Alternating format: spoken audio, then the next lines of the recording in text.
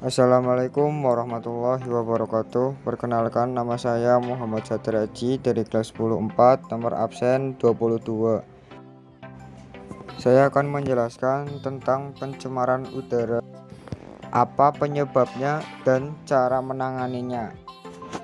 Pertama-tama kita akan memulainya dengan mengenal apa itu pencemaran udara.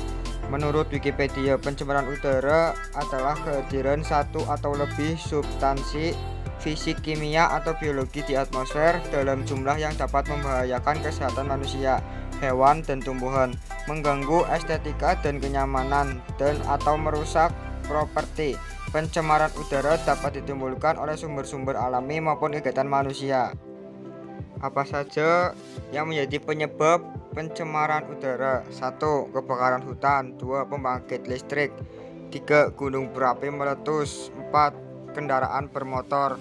5. Pabrik. 6. Rumah tangga. 7. Sampah. 8. Pembakaran sampah sembarangan. Berikut adalah video dampak buruk pencemaran udara bagi manusia dan cara mengatasinya. Indonesia termasuk negara dengan polusi udara yang tinggi. Polusi adalah zat yang mempunyai efek berbahaya atau beracun pada lingkungan. Apakah kalian tahu bagaimana polusi mempengaruhi badan kita? Terdapat dua cara polusi memasuki udara. Yang pertama, point source, di mana polutan berasal dari satu sumber seperti emisi pabrik. Yang kedua adalah non-point source, di mana polutan berasal dari banyak sumber seperti mobil. Terdapat dua jenis polutan, di mana polutan primer adalah polutan yang dapat menyebabkan kerusakan secara langsung atau bereaksi di udara untuk membentuk zat yang merusak, dan polutan sekunder, di mana polutan terbentuk sebagai hasil reaksi antara polutan primer dan komponen udara. Tiga organ utama yang dipengaruhi oleh polusi udara adalah tiga organ yang sangatlah penting: paru-paru, jantung, dan otak. Polutan di udara adalah molekul-molekul kecil yang dapat dengan mudah masuk ke dalam tubuh di saat kita bernafas. Mereka dapat menyebabkan inflamasi di paru-paru yang dapat mengakibatkannya kehilangan kapasitas dan mengurangi fungsinya seiring waktu. Penumpukan polutan ini dapat menyebabkan penyakit pada paru-paru kita seperti asma, emfisema, bronkiolitis, bahkan kanker.